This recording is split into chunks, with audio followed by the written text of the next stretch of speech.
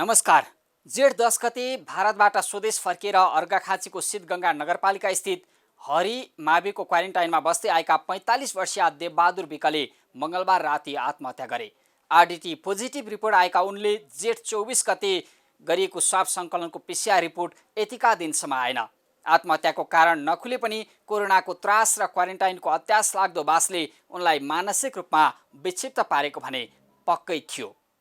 कैलालीको लम्कीचुवा नगरपालिका वडा नम्बर 1 स्थित शहीद स्मृति माविको क्वारेन्टाइनमा रहेकी 31 वर्षीय महिला शनिबार मध्यरातमा सामूहिक बलात्कारको शिकार भइन्। स्कुलको कोठामा बेन्चले ढोका अड्काएर सुतेकी उनी स्वास्थ्यकर्मी र क्वारेन्टाइन सुरक्षाको जिम्मा पाएकाहरूबाटै बलात्कृत भएको घटनाले प्रधानमन्त्री र तपाईँ नेतृत्वको 3 तहको सरकारलाई कति लज्जित बनायो थाहा भएन। अनि धेरै अघि क्वारेन्टाइनमा बस्ने र खाने व्यवस्था राम्रो नभएको भन्दै भागाभाग चलेको प्रधानमन्त्रीज्यूलाई थाहै होला। बाँकेको नरैनापुरको क्वारेन्टाइनमा रहेका युवाले अस्पताल जान नपाएर ज्यान गुमाए। नेपालमा अहिलेसम्म 1,25,798 त क्वारेन्टाइनमै छन्, तर यहाँ मुस्किलले 50,000 जति पनि बस्ने खाने सामान्य सुविधायुक्त क्वारेन्टाइन छैनन्। भारतबाट स्वदेश फर्किनेहरूको सङ्ख्या बढेसँगै हतार हतार गरेर स्थानीय तहले बनाएका क्वारेन्टाइन स्कुल तथा खुल्ला आकाशमा त्रिपाल टाँगेर बनाइएका छन्। यहाँको पीडा भोग्नेहरूलाई त थाहै छ, सुन्नेहरूलाई पनि पीडाबोध हुने खालको छ। सुविधा त परको कुरा, भिडभाड गरेर कोरोनाको जोखिम बढाउने गरी क्वारेन्टाइनमा बस्नुपर्छ। आइसोलेसनमा समेत पूर्वाधार र खानपानमा गुनासाहरू छन्। प्रधानमन्त्रीज्यू, तपाईँले समस्या स्वीकार गर्दै सुधार गर्न पटक पटक निर्देशन दिनुभयो, तर क्वारेन्टाइन सुधार भएनन्। बरु यही क्वारेन्टाइनको असहज बास र कोरोना जाँचको ढिलासुस्तीले आत्महत्या गर्नुपर्ने अवस्था आयो। परिवार र समाजलाई सुरक्षित बनाउन भन्दै क्वारेन्टाइन बसेकी चेली बलात्कृत हुनु पर्यो। जनताको जीवधनको रक्षामा गम्भीर नबन्ने तपाईँ नेतृत्वको 3 तहको सरकार के का लागि? अहिले आम जनताले यस्तै प्रश्न गर्नुपर्ने अवस्था आएको छ। नयाँ नक्सा जारी गरेर राष्ट्र र राष्ट्रियताको चिन्ता दर्शाउनु भएका प्रधानमन्त्रीज्यू अब जनताको पीडा महसुस गरेर क्वारेन्टाइन व्यवस्थापन तथा कोरोनाको रोकथाममा गम्भीर र प्रभावकारी कदम चाल्ने कि? आउनु सुरु गरौँ आम जनताले बेहोरेको समस्या, अभाव र सरकारी सेवा सुविधाको झन्झट समाधानको सारथी बन्ने कार्यक्रम जनताको इजलास। म पुण्यप्रसाद धमला। कार्यक्रमको सुरुवातमा हेरौँ यो झलक।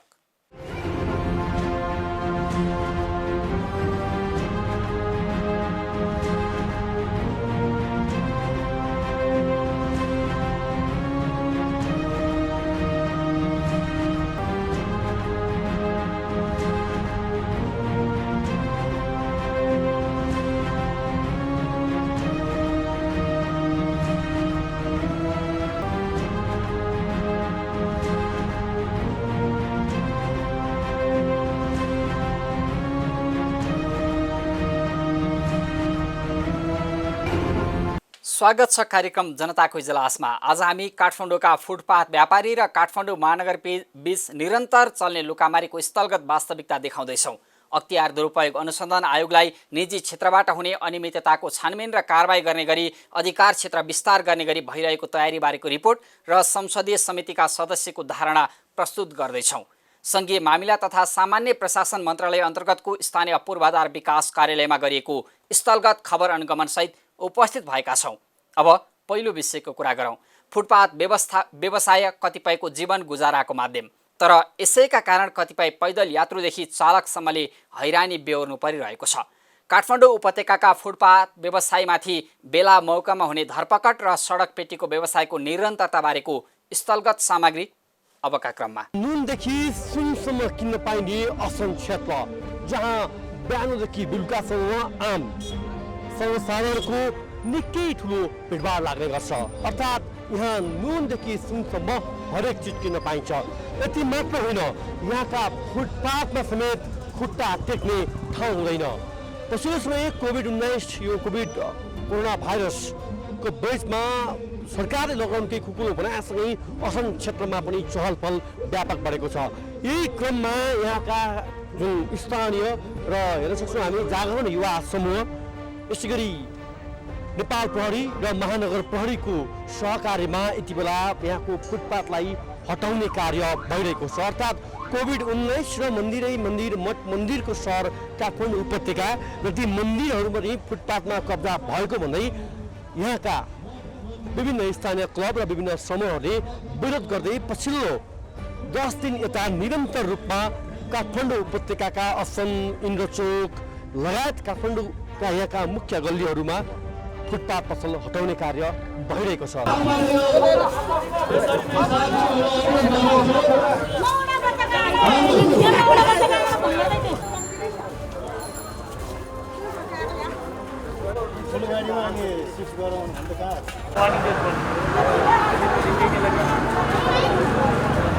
कति दिनदेखि चलिरहेको छ यो अभियान, के हो यो? अब अहिले कोभिड-19 को चाहिँ महामारी पनि छ, भौतिक दूरी कायम गर्नु भनिएको छ, सचेतना अपनाउनु भनिएको छ, तर यहाँ एकदम भिडभाड चहलपहल छ।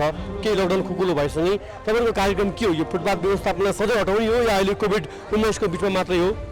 यो हामीले यसरी लिएको छौँ, बँ पसल हटाउ अभियान भनेर चलाएका छौँ। हामीले यो बँ भनेको चाहिँ कस्तो भने नेवारी भाषाबाट जमिन भुइँ होइन। अब हामीले स्थानीयहरूलाई बुझाउनको लागि यो शब्दहरू प्रयोग गरेका छौँ। यहाँ यो अभियान चलाएको हामीले 10औं दिन हो आज। हेर्नुहोस् ल, तपाईँले भर्खरै जोड्नुभयो कोभिड-19 को नि कुरा जोड्नु भएको छ। पक्कै पनि यो महामारीमा भिडभाड हुन नदिन, यो बँ पसलहरूमा जुन किन्न आउने मान्छेहरूदेखि लिएर भिडभाड हुने भएकोले यसलाई नियन्त्रण गर्नको लागि एउटा यो विषय भयो भनेदेखि यो काठमाडौँ जिल्ला नै भनौँ, अहिलेलाई काठमाडौँ जिल्लाभित्रको महत्त्वपूर्ण स्थलहरू, सम्पदा क्षेत्रहरू, विश्व सम्पदा भएको क्षेत्रहरूमा आलु र प्याजले छोपेर यी पसलहरू राखिएका छन्। हेर्नुहोस्, तपाईँले पनि देख्न सक्नुहुन्छ दृश्यहरू। यही असनमा पनि हेर्नुहोस्, यो असन भनेको चाहिँ मल्लकालीन सभ्यताको तपाईँको विशाल बजार हो। आज यसको अवस्था यहाँ सम्पदा जस्तै देखिँदैन। हेर्नुहोस्, यो मन्दिरलाई यो बिटले छेकेर राखेको छ। यस्तै तपाईँको विभिन्न पसलहरू चाहिँ यहाँ राखेर यो सम्पदाहरूलाई छेक्ने काम भइरहेको छ। एउटा यो भयो भनेदेखि जस्तै यस क्षेत्रका स्थानीयहरूलाई, यस क्षेत्रमा बसोबास गर्ने मान्छेहरूलाई कुनै पनि आकस्मिक सेवा चाहियो भने यहाँ अवरुद्ध हुने अवस्था छ। बारम्बार भन्ने के गरेको छु भने संसारभर शानसँग देखाउन मिल्ने हाम्रा सम्पदाहरू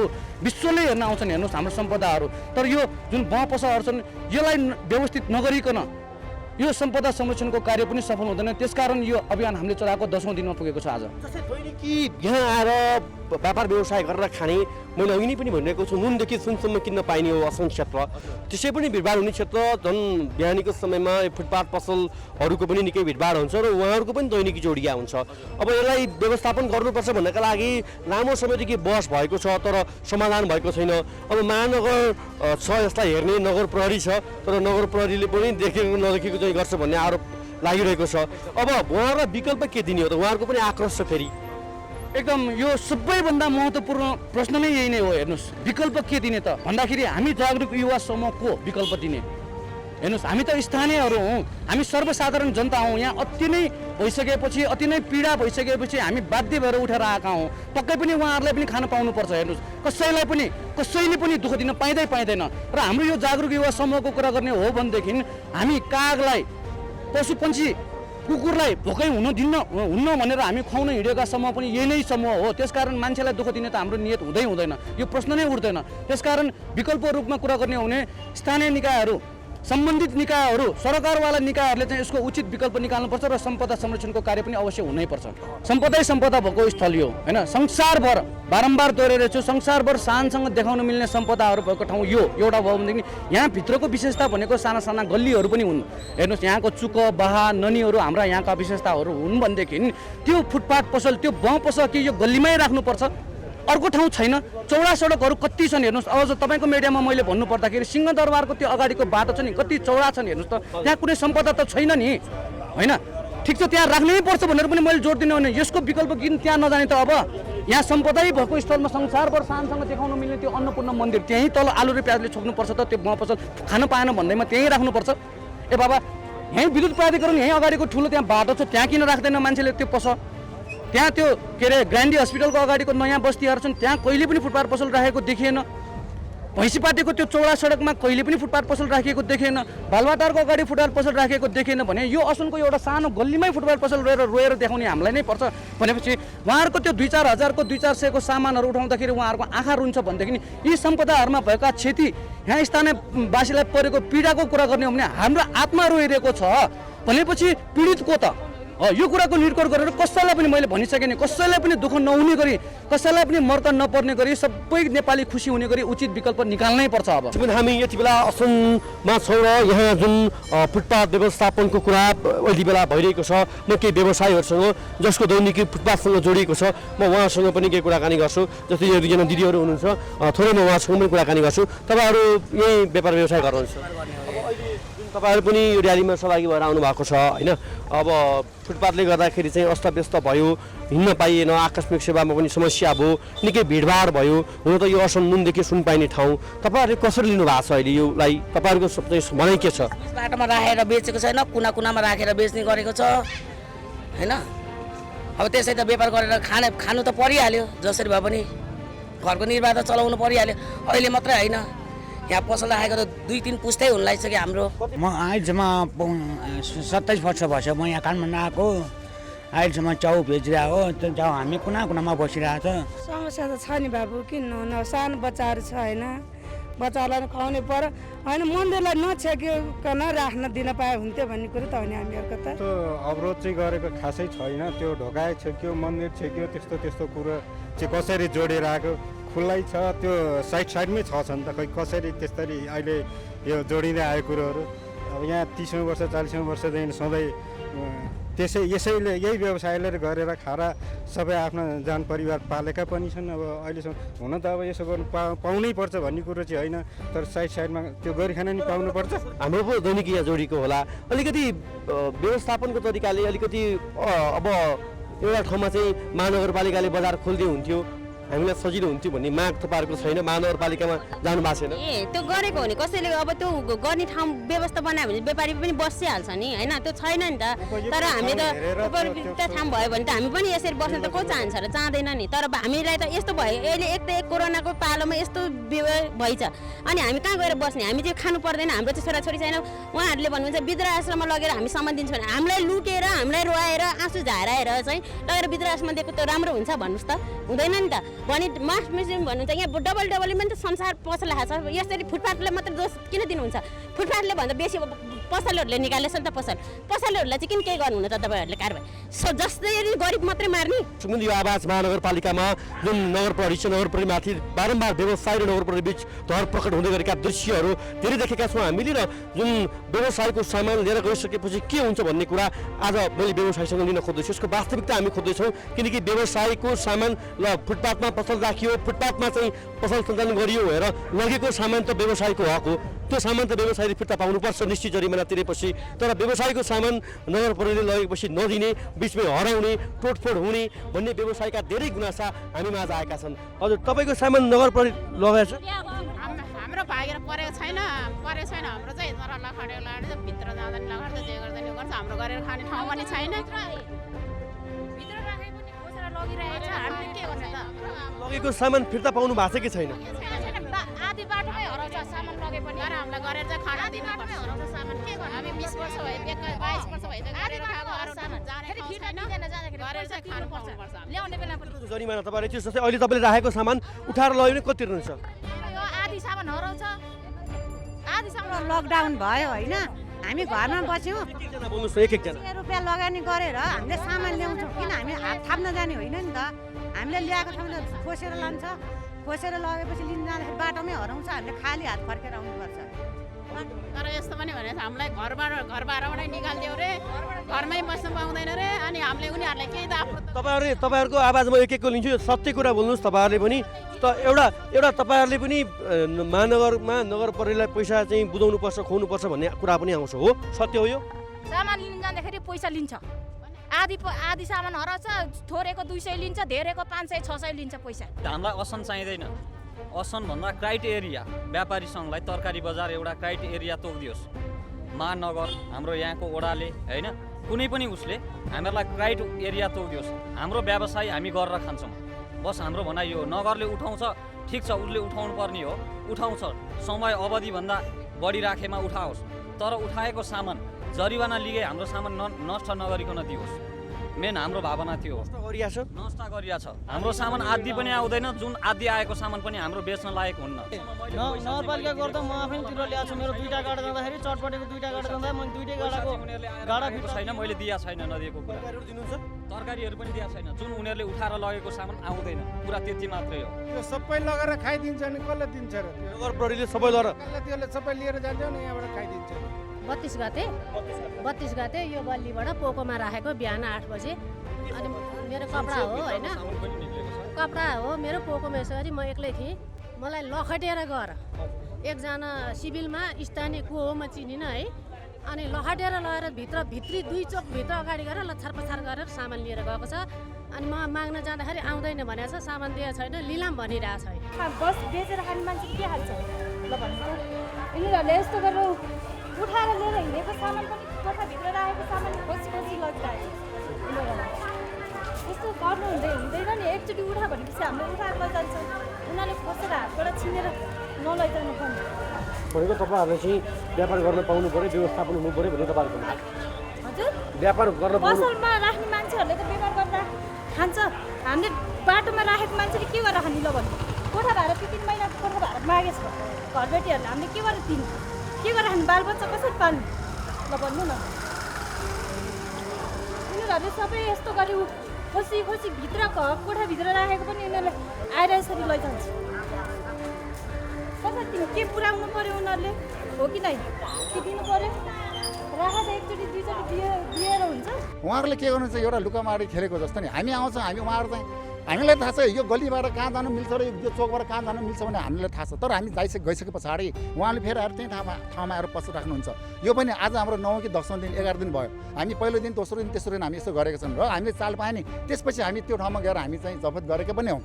अर्को कुरो महानगरपालिका, वास्तवमा यो काम भनेको नितान्त महानगरपालिकाको काम हो। हामीले यहाँ आएर हामीलाई अलिकति असुविधा भयो है।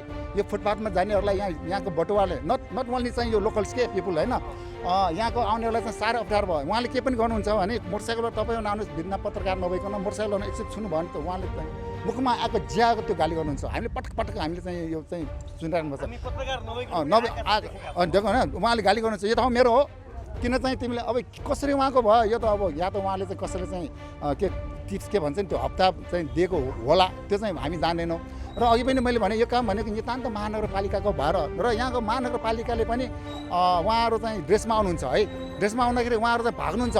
म यो पटक मैले धेरै पटक देखेको छु। अनि भाग्दाखेरिमा चाहिँ अझ पनि म यो भन्नैपर्छ है, यहाँ अलिकति चाहिँ यो डिस्क्रिमिनेट भन्छ नि, अलिक विभेद भएको मैले पाइरहेको छु। अब यो भन्नैपर्छ, किन यो तपाईँ नकाट्नुहोस् होला यो कुरा। महानगरपालिकाको कर्मचारीहरू आउँदा यो डोकोमा र डालोमा चाहिँ आएको चाहिँ सामानले चाहिँ उहाँले छोप्नुहुन्छ, छोपेन के भन्नुहुन्छ। तर यो मधेसी दाजुभाइको साइकलको मान्छे त्यहाँ पर चाहिँ उहाँले लिखित चाहिँ उहाँले चाहिँ साइकल हाल्नुहुन्छ।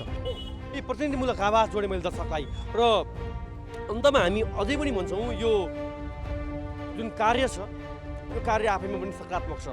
हाम्रो मठ मन्दिर, हाम्रो धर्म संस्कृति, कला संस्कृति हामी नेपालीको पनि हो र मुख्यतया काठमाडौँ उपत्यकामा हेर्न आउने भनेको पर्यटक यिनै चिजलाई हो।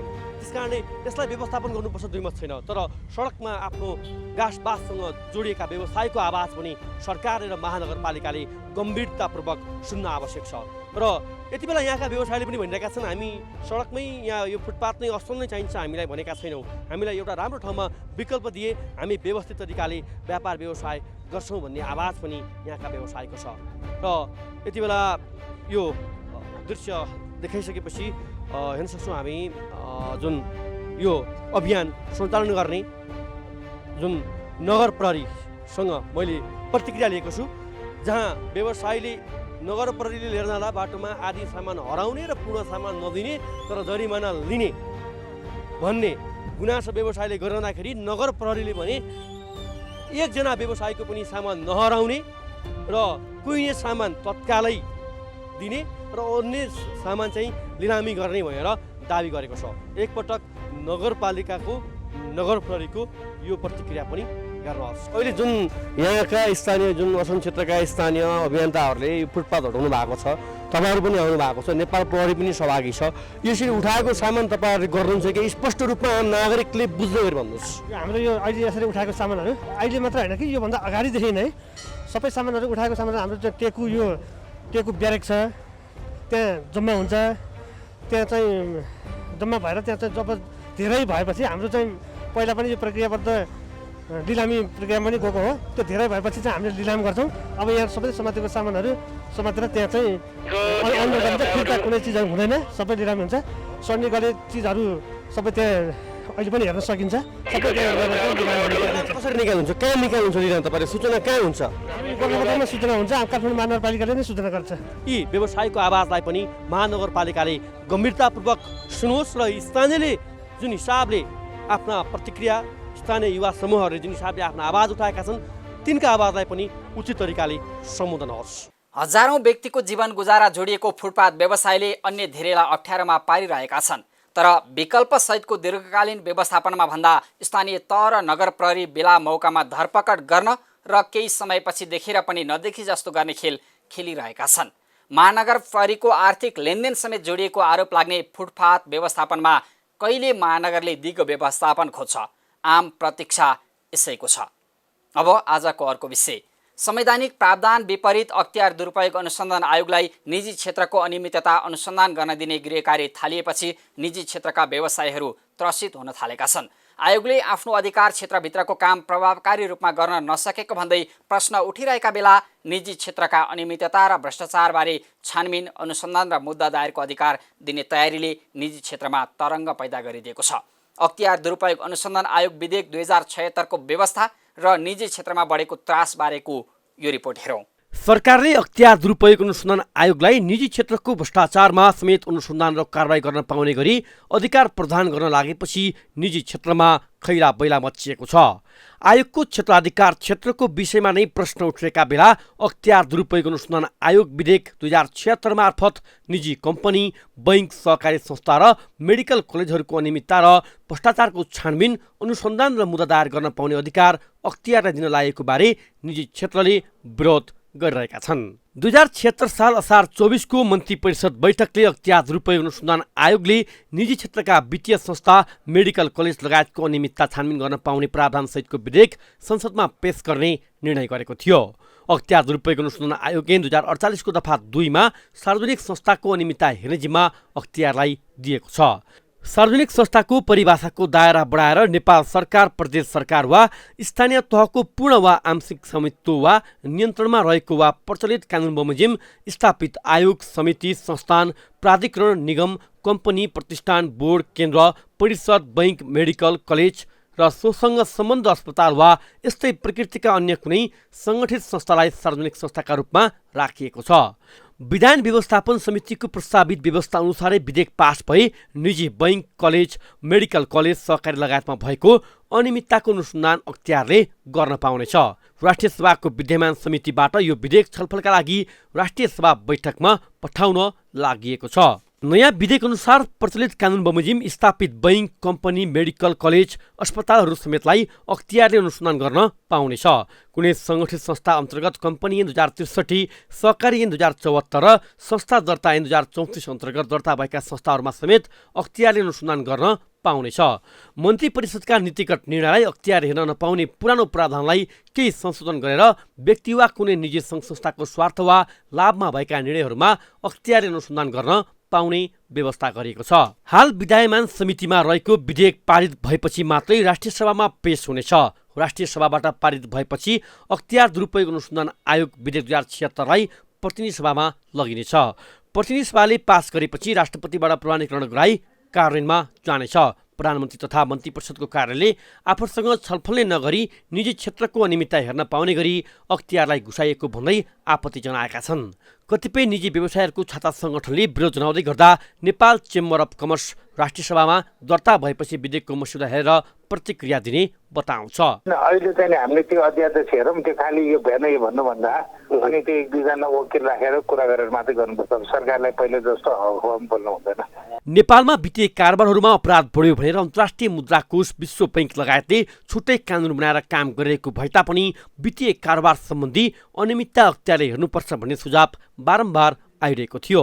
त्यही सुझावलाई आधार मानेर यो विधेयकको ड्राफ्ट गरिएको दाबी सरकारले गर्दै गर्दा निजी क्षेत्रका व्यवसायहरू भने सम्पत्ति शुद्धिकरण, राजस्व अनुसन्धान, भन्सार, उपभोक्ता संरक्षण ऐन, कालोबजारी, प्रहरी र संसदीय समितिले नपुगेर अख्तियारलाई पनि निजी क्षेत्रको अधिकार दिनु गलत हुने बताइरहेका छन्। नाफाका लागि जोखिम मोल्ने निजी क्षेत्रमा सरकारले सहयोगभन्दा बढी हस्तक्षेप गरेको कतिपय व्यवसायको आरोप छ। नेपाल उद्योग वाणिज्य महासंघ, Nepal chamber of commerce, Nepal उद्योग परिसंघले निजी क्षेत्रलाई थप सताउने काम भएमा राज्यले गम्भीर क्षति बेहोर्नुपर्ने सम्मको चेतावनी दिँदै आएका छन्। यससँगैका कतिपय अनुसन्धानमा समेत रिसिभी सार्नेहरूसँग मिलेर तल्लो तहका कर्मचारीलाई अख्तियारले फोटोकपी नोटको शिकार बनाएर माथिल्लो तहका व्यक्तिहरूसँग साँठगाँठ गर्ने गरेको आरोप खेप्नु परेको छ। आखिर अख्तियारको विद्यमान कानुनमा के संशोधन हुँदैछ त? अनि राष्ट्रिय सभाको विधायन व्यवस्थापन समितिमा रहेको विधेयकले कहिले पूर्णता पाउँछ भन्ने विषयमा हामीले समितिका सदस्य समेत रहेका राष्ट्रिय सभा सदस्य शेरबहादुर कुँवरसँग संवाद गरेका छौँ। अबको क्रममा यो हेरौँ। विधेयकमा के कस्ता व्यवस्था गरिएका छन् र यो विधेयकले निजी क्षेत्रको क्षेत्राधिकारमा गएर समेत अख्तियार दुरुपयोग अनुसन्धान आयोगले अनुसन्धान र कारबाही गर्न पाउने हो या होइन, यसको विषयमा जानकारी लिन हामीले राष्ट्रिय सभाका सदस्य तथा विधायन व्यवस्थापन समितिका सदस्य रहनुभएका शेरबहादुर कुँवरलाई निम्त्याएका छौँ। यहाँलाई स्वागत छ। धन्यवाद। यो जुन अख्तियारको क्षेत्राधिकार केही परिमार्जन गरेर विधेयक आयो संशोधन गर्ने गरी, यसमा के कस्ता प्रावधान छन् जसले चाहिँ निजी क्षेत्रले विरोध गर्नु पर्यो यति बेला? अब अख्तियार दुरुपयोगको दायरा बढाउनुपर्छ, यसलाई तल तलसम्म पनि लैजानुपर्छ, जस्तै सङ्घ संस्थाहरूसँग पनि लैजानुपर्छ भन्ने कुराहरू पनि आएको थियो यहाँ। तर त्यसलाई हामीले परिमार्जन गरेर हामीले के भनेका छौँ भन्दाखेरि पब्लिक कम्पनीसम्म हामी लैजाउँ। पब्लिक कम्पनी भनेको जस्तै हामीले दुईवटा कुरालाई बढी छोएका छौँ। एउटा स्वास्थ्यसँग सरोकार राख्ने, जस्तै मेडिकल कलेजहरू जसमा MBBS सम्म पढाइ हुन्छ, स्नातकदेखि माथि पढाइ हुन्छ होइन, त्यसमा पनि धेरै पब्लिकबाट पनि त कमेन्ट आयो नि, बढी फिस लियो, त्यहाँ दुरुपयोग गर्यो भन्ने कुराहरू आयो। यसलाई पनि हामीले यसमा समावेश गरेका छौँ। दोस्रो भनेको शिक्षा क्षेत्र, यो पनि अब शिक्षा क्षेत्रमा पनि स्नातक तहसम्म पढाइ हुने, जस्तै इन्जिनियरिङ छ होइन, पब्लिकको सरोकार जोडिएको होइन, अब यो महँगो शिक्षा भयो, यसलाई पनि अलिकता नियन्त्रण गर्नु पर्यो भन्ने खालका पनि नउठेका होइन नि त। खै कारबाही गरेको होइन, पब्लिकबाट आउँछ नि त, खै कारबाही गरेको। कारबाही त त्यति बेला गरिन्छ जब कारबाही गर्ने ऐनहरू बलिया हुन्छन्। र हाम्रो उद्देश्यको भनेको पनि के हो भन्दाखेरि आम जनतालाई दुःख दिने होइन, आम एकदम पब्लिक सेक्टर भनौँ न, प्राइभेट सेक्टर हो एकदमै आम पब्लिक सेक्टरमा गएर, प्राइभेट सेक्टरमा गएर साना पसलहरूमा पनि अख्तियार पस्ने अनि अर्कोलाई पनि पस्ने, अरूलाई पनि पस्ने त्यो होइन। अहिलेको जो दायरा छ यो दायरालाई बरु कसौँ होइन। अहिले जे व्यवस्था भइरहेको छ यसलाई पनि टाइटली गएर, अहिले पनि धेरै दायरा छ नि त, यसलाई बलियो बनाउन सक्यौँ र गलत मान्छेहरूलाई, गलत संस्थाहरूलाई, गलत प्रवृत्तिहरूलाई हामी निरुत्साहित गर्न सक्यौँ भने अझै पनि यो दायरा अहिलेको पनि पर्याप्त छ। तर हामीले यसलाई पनि गर्न सकेनौँ, खालि दायरा मात्र बढायौँ भने अहिलेका काम कारबाही पनि ओझेलमा पर्नुपर्छ भन्ने सैद्धान्तिक रूपमा हाम्रो मान्यता छ। त त्यस कारणले हामीले यी दुई तिन कुराहरूलाई छोएको हो। तर पब्लिक जो बाहिर आयो नि, बाहिर सबै वित्तीय संस्था, सहकारी अनि शैक्षिक क्षेत्र र स्वास्थ्यका मेडिकल कलेजहरू समेटिएका छन्। तिनीहरूलाई अब अनुसन्धान र कारबाही अख्तियारले गर्न सक्ने गरी यो विधेयकमा व्यवस्था छ। एकदमै पब्लिकबाट आएको आवाजलाई हामीले सम्बोधन गरेको, किन भन्दाखेरि हामी कम्प्लिटली के छौँ भन्दाखेरि हामी जनताले उठाएका आवाजहरूलाई सम्बोधन कसरी गर्न सकिन्छ। नीतिगत निर्णयका नाममा अख्तियारको दुरुपयोग गर्ने हक अब कसैले पनि पाउँदैन होइन। नीतिगत निर्णय भनेको जनतासँग सरोकार राख्ने, राष्ट्रसँग सरोकार राख्ने, राष्ट्रको हितमा हुने र आम जनरली जनतालाई लागु हुने कुराहरू जो मन्त्री परिषदले गर्छ त्यो त गर्नु पनि पर्यो होइन। मन्त्री परिषदलाई नै केही पनि नगर्न दिने भन्ने कुरा हुँदैन, केही कुरा त उसले गर्छ नै। तर त्यहाँनिर भेजेटेड इन्ट्रेस्ट हुनु भएन भनेर हामीले एक दुई कुरा उल्लेखै गरेका छौँ। कुनै व्यक्ति वा व्यक्तिसँग मिलेको एउटा संस्था, त्यसलाई फाइदा हुनु भएन र त्यसको इन्ट्रेस्टमा त्यो निर्णय भएको हुनुहुँदैन भन्ने कुरा त हामीले उल्लेख गरेका छौँ। त्यस्तालाई नीतिगत निर्णय अन्तर्गत मान्नु हुँदैन भन्ने कुरा हामीले भनेको। अख्तियारको नयाँ यो ऐन संशोधन भनेको देश, जनता र स्वार्थ सिद्ध काम गर्ने मान्छेलाई चाहिँ साइजमा ल्याउनको लागि गरे। एकदम दुई तिनवटा कुरा छन्। दुई तिनवटा कुरा के भन्दाखेरि एउटा अनुचित कार्यलाई हटाउने काम भएको छ। अब दोस्रो भनेको केही दायरा बढाइएको छ पब्लिक जनतासँग सरोकार राख्ने विषयमा। तेस्रो भनेको अब कुनै जसलाई के अरे भ्रष्टाचार लाग्दैन पद हुन्जेलसम्म त्यसको दायरा छ, सेना छ, त्यसरी संविधान आयोगका प्रमुखहरू होलान्, त्यसका सदस्यहरू होलान्, मन्त्री होलान्, प्रधानमन्त्री होलान् होइन। अब उनीहरूलाई पदमा हुन्जेलसम्म भ्रष्टाचारले नछुने, अख्तियारले नछुने प्रावधानहरू होलान्। तर के उनीहरूलाई जिन्दगीभर नछुने त होइन। उनीहरू आफ्नो पदबाट रिटायर भइसकेपछि, आफ्नो पदबाट उनीहरू बाहिर गइसकेपछि उनीहरूले यदि पदमा रहउन्जेल भ्रष्टाचार गरेको छ भने त्यसलाई पहिलाको प्रावधान के थियो भन्दाखेरि भ्रष्टाचार गरेको मितिले 5 वर्षभित्र होइन सफाइ पाउनुपर्ने वा त्यसको किनारा लाग्नुपर्ने भन्ने थियो। हामीले त्यसलाई परिमार्जन गरेर के गरेका छौँ भन्दाखेरि कुनै व्यक्ति सार्वजनिक पदमा बहाल रहेपछि त्यो बहालबाट रिटायर भइसकेपछि अथवा अवकाश भइसकेपछि उसले भ्रष्टाचार गरेको जानकारी पाएको 5 वर्षसम्म पनि यो ऐन प्रभावित हुनेछ भनेको छ। 5 वर्षसम्म होइन, मानौँ ऊ कुनै व्यक्ति रिटायर भयो, उसले आफ्नो पद रहन्जेलसम्म उसले भ्रष्टाचार गर्यो, त्यो कुरा ऊ पदमा रहन्जेलसम्म आएन बाहिर, ऊ पदमा रिटायर भइसकेपछि 10 वर्षमा त्यो पत्ता लगायो मानौँ होइन। अब रिटायर भएको 10 वर्ष भयो, तर पत्ता लाग्यो कहिले भन्दाखेरि 11 वर्षमा पत्ता लगाए होइन। अब 15 वर्षसम्म पनि त त्यो लाग्ने भयो नि त, 5 वर्षसम्म भनेपछि त जानकारी पाएको 5 वर्षसम्म भनेपछि अख्तियारको डन्डा त सधैँ झुन्डिरहने भयो नि त। त्यसैले गलत गर्ने व्यक्तिहरू जहिले पनि राज्यसँग के अरे तर्स्यौँ, कानुनसँग तर्स्यौँ, कानुनलाई एउटा दोती लाएर कानुनलाई मिनिमाइज गरेर कोही पनि व्यक्ति उम्कन सक्दैन। उसलाई कानुनको कठघरामा ल्याउने प्रावधान जहिले पनि रहनुपर्छ भन्ने मान्यता हाम्रो रहेर नै हामीले केही कठोर प्रावधानहरू चाहिँ यसमा राखेका हौँ। हस्, यहाँलाई महत्त्वपूर्ण जानकारीहरूका धन्यवाद। धन्यवाद। अब एकैछिन विश्रामपछि सङ्घीय मामिला तथा सामान्य प्रशासन मन्त्रालय अन्तर्गतको स्थानीय पूर्वाधार कार्यालयमा गरिएको स्थलगत खबर अनुगमन सहित उपस्थित हुनेछौँ। हामीसँगै रहनुहोला।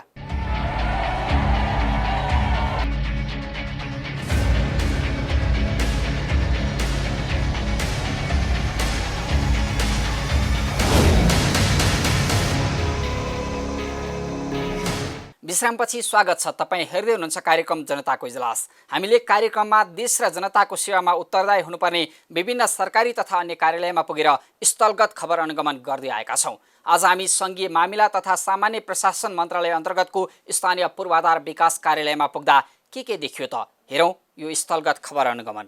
नमस्कार, इजलास खबर अनुगमनमा यहाँलाई स्वागत छ।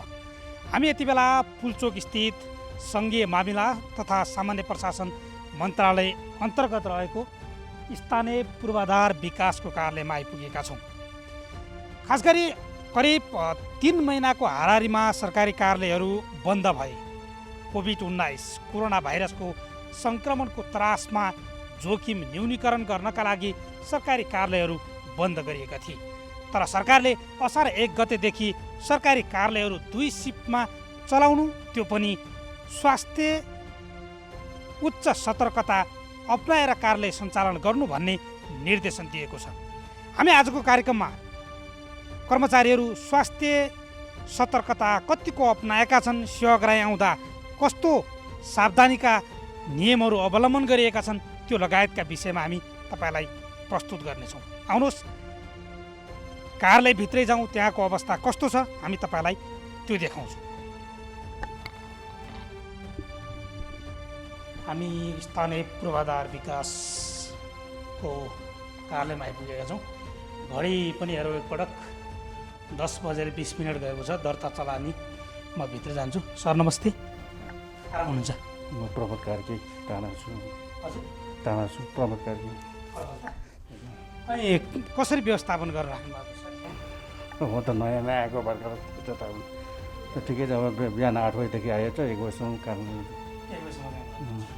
अनि यहाँ पनि त्यही सिफ्ट अनुसार अनिवार्य मास्क लागि टिकट काम। पक्कै पनि हामी ले यता जान्छौँ। यहाँको यता कोही आउनुहुन्न नि त? यहाँ के पछि 2 बजेपछिको 2 बजेपछिको सिफ्ट प्रशासन शाखा। यो प्रशासन शाखामा व्यक्ति कोही हुनुहुन्न। यहाँ सायद आइपुग्नु भएको छैन होला। तल यो पङ्खा चाहिँ चलिरहेको हामीले देखिरहेका छौँ।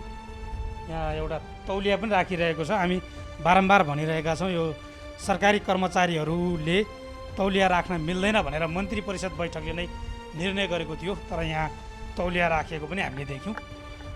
त्यसपछि हामी यता जान्छौँ। यो बोर्ड लेखिएको छैन।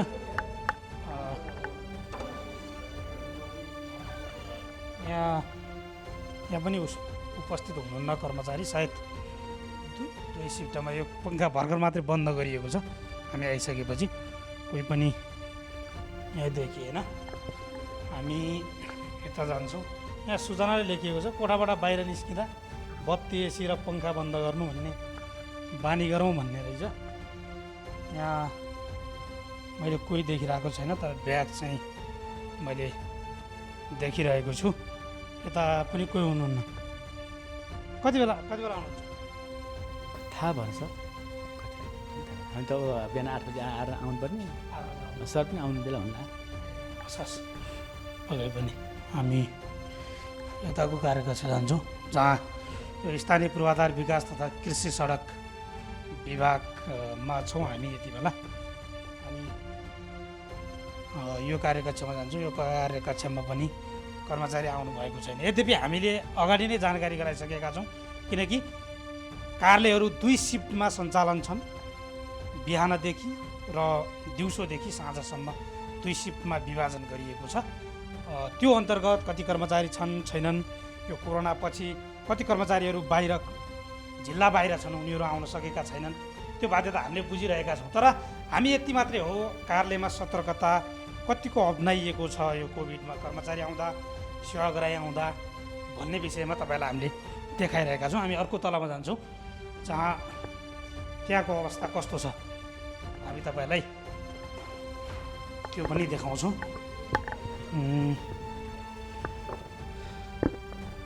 पक्कै पनि नमस्ते कति बेला आइपुग्नु 8 बजी आइपुग्यो हजुर कति बजेसम्म अब म चाहिँ 2 बजी पछाडि घर जान्छु होला हजुर त्यसपछि अर्को सिफ्ट आउनुभयो साथी आउनुभयो अहिले 10 बजी उहाँ 5 बजीसम्म बस्नुहुन्छ अनि सरले मास्क पनि लगाउनु भएको छैन हजुर अनि किन कोही यताउता नआउने भएर हो या के हो सतर्कताको लागि होइन म अहिले त ग्रिन टी खाँदैछु ग्रिन टी खाँदा मास्क त लगाउनु मिलेन होइन तर लगाएर बसिरहेको हुन्छ हजुर एकदम अनि सरलाई बिहान आउनु भएको म बिहानै आएको कति बजीसम्म गर्नुहुन्छ म त्यही 1-2 हामी हेरेर बिहान कति बजीदेखि 8 बजीदेखि हजुर आएर अब हाम्रो अर्को म्याम आउनुभएपछि त्यो अनुसार सिफ्ट मिलाएर सेवाग्राही कोही आउँछन् कि आउँदैनन् के छ सेवाग्राहीहरू आइराख्नु भएको हुन्छ त्यति धेरै त आउनुहुन्न कोही आउनुहुन्छ आउनुभयो भने सामान्य काम हुन्छ हाम्रो त्यही गरेर उहाँहरूलाई त्यो सेवा दिएर पठाइहाल्छौँ हस् धन्यवाद पक्कै पनि हामीले कर्मचारीहरूसँग कुराकानी पनि गरिरहेका छौँ सर नमस्ते आराम हुनुहुन्छ कति बेला आइपुग्नु सर बिहान 8 बजे अब दिउँसो 1 बजे जानु अनि यो अफिसमा कोरोनाबाट बच्नका लागि उच्च सतर्कता अप्नाउनका लागि के गरिराख्नु भएको छ जे होस् अप्नाइरहेको छौँ जे होस् आफ्नो सक्दो मास्क लगाउने जो बाहिर हिँडिया छैन जे होस् हिँडिया छैन घर अफिस त्रास छ कि छैन सर त्रास त किन नहुनु छ त्रास है अनि जिल्ला बाहिर गएका कर्मचारी आउनु भएको छ जिल्ला बाहिर चाहिँ आउनु भएको छैन पक्कै पनि हामी यो कार्यालय जो 2 सिफ्टमा सञ्चालन भइरहेको छ त्यो कस्तो छ के छ भन्ने विषयमा हामीले तपाईँहरूलाई जानकारी गराइरहेका छौँ यो कार्यालयमा यो कार्यकक्षमा भने कर्मचारी हामीले देखेनौँ उहाँको सिफ्ट पछि हुनसक्छ कति कर्मचारी छन् र कति कर्मचारी अहिलेसम्म आइपुगे भन्ने हामी जानकारी लिने नै छौँ यो ढोका भने बन्द छन् खुला गरिएको छैन त्यसपछि हामी यताको कार्यकक्ष जान्छौँ जहाँ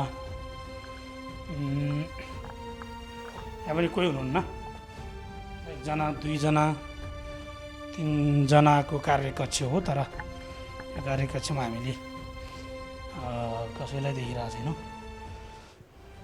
सर नमस्ते आउनु मिल्छ सर आराम हुनुहुन्छ कहिलेदेखि आउनु भएको सर कार्यालय हामी त लकडाउन भएर आइरहेछौँ त लकडाउनमा पनि आउनु भयो हामी त अब लेखासाह हो नआइकन काम रोकिन्छ अनि यहाँ अहिले कर्मचारी टोटल कति हुनुहुन्छ अब लेखा शाखाको कर्मचारी सरलाई पनि थाहा हामी 40 जना 40-41 जना लगभग कथाइ र गराएर बिहानको सिफ्टमा कति आउनु यो हामीले हाम्रो पब्लिक रिलेसन ढ्याक्कै हुने अड्डा नभएको कारणले गर्दा बाँडेका छौँ हामीले। त्यो सङ्ख्या चाहिँ कति तोकेको छ प्रशासनलाई थाहा हुने कुरो हो। प्रशासनले आउनु भएको रहेछ। ठ्याक्कै सङ्ख्या चाहिँ कति तोकेको छ, बिहान को आउने भनेर मिलाएको छ सिफ्ट होइन, त्यो ठ्याक्कै प्रशासनलाई थाहा हुने हो। हाम्रो कुरो गर्नु छ भने हामी नियमित छौँ। अनि यो लेखा शाखामा पनि त्यस्तो सिफ्ट बनाउनु भएको छ कि? हाम्रो त अब 10 to 5 बिहान 8 बजे आए पनि 6 बजीसम्म बस्नु पऱ्यो होइन। अब हाम्रो त सिफ्टमा मात्र चल्ने कारोबार हुँदैन। अब हामीले यहाँबाट निकासा लिनको लागि कोलेनिकासम्म जानुपर्छ होइन। अनि चाहिँ अब यहाँ आएर बनाएर लिएर जाने कुरा प्रक्रियाहरू धेरै छन्। त्यसो गर्दाखेरि हामी ठ्याक्कै 8 बजे आएर 1 बजे निक्लिने सम्भावना पनि हुँदैन, बस्नै पर्छ सर हामीलाई। सेवाग्राही आउने त्यस्तो भिडभाडमा जाँदा यहाँले कोरोनाबाट बच्नका लागि कस्तो सतर्कता अप्नाइराख्नु भएको छ? मैले सेनिटाइजर युज गर्छु, देखिहाल्नु भएको छ यहाँ। मास्क युज गर्छु, अहिले एक्लै भएको हुनाले मैले खोले हो होइन। अनि बाइकमा सर्जिकल पन्जा ग्लोभ्स युज गर्ने हो। त्रास त कायमै छ है राजधानीमा? त्रास त अब कामै होला नि सर। अब चाहिँ सबै तपाईँले पनि लाउनु भएको छ, मास्क लाउनु भएको छ, पन्जा लाउनु भएको छ, म पनि त्यसैमा हिँड्दैछु भनेपछि त्रास त हुने भयो नि। यहीसँग जिउनुपर्छ, उपाय के छ त? तपाईँलाई पनि धन्यवाद। पक्कै पनि हामी यो कार्यालयमा स्थानीय पूर्वाधारको सर नमस्ते, आउनु मिल्छ सर?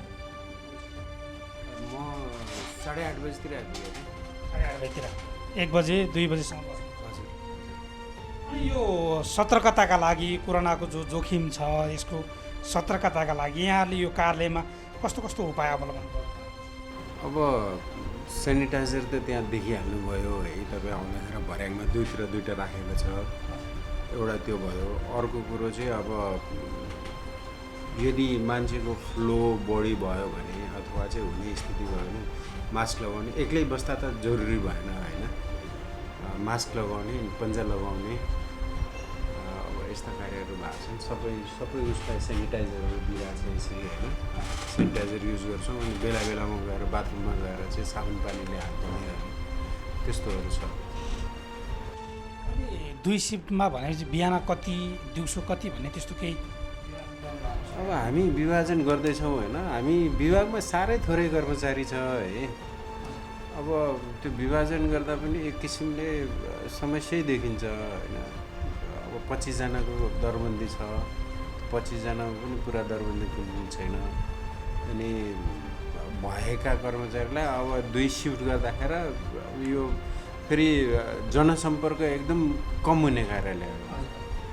त्यसले गर्दाखेरि यो चाहिँ अलिकति अब मेरो विचारमा है, मेरो व्यक्तिगत धारणा हो, यो अब कार्यालयको धारणा होइन। यसलाई पुनर्विचार गर्नुपर्छ कि जुन जनसम्पर्क बढी हुने कार्यालयहरू हुन्छन् अनि त्यसमा मान्छेको आवत जावत हुन्छ, त्यस्तोमा चाहिँ 2 सिफ्ट गर्दा राम्रै हो जस्तो लाग्छ। अब जनसम्पर्क कम हुने र सीमित कर्मचारी भएको कार्यालयमा चाहिँ 2 सिफ्ट गर्दाखेरि त्यति उपयुक्त होइन कि जस्तो लाग्यो मेरो विचार। पक्कै पनि हामीले यो कोरोनाबाट बच्नका लागि अप्नाइएका सतर्कताहरू कसरी अप्नाइराख्नु भएको छ, कर्मचारीको सिफ्ट विभाजन कसरी गरिएको छ लगायतका विषयमा हामीले कुराकानी गरिरहेका छौँ। यता उपमहानिर्देशकको कार्यकक्ष भनिएको छ, तर उहाँ हामी तल जान्छौँ एकपटक। सर आउनु भएको छ?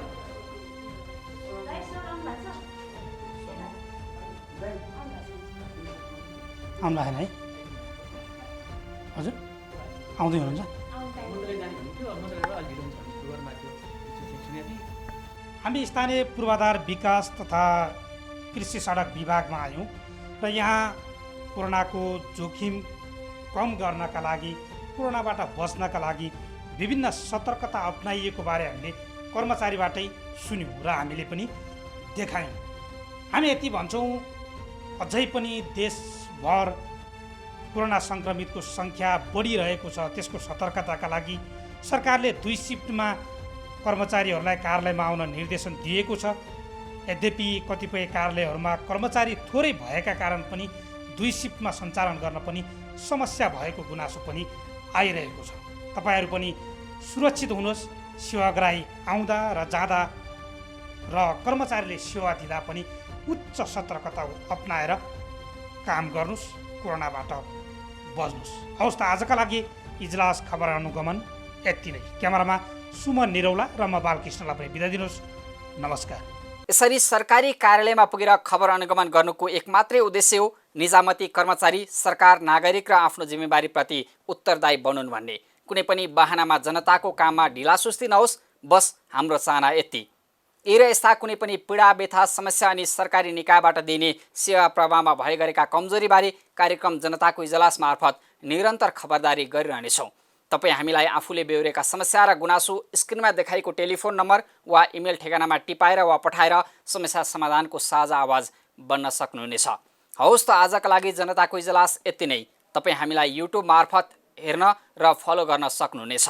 फरक विषयवस्तु र तपाईँहरूकै गुनासोसहित अर्को कार्यक्रममा पुनः उपस्थित हुने नै छौँ। प्राइम टाइम्स टेलिभिजन हेर्दै रहनुहोला। नमस्कार।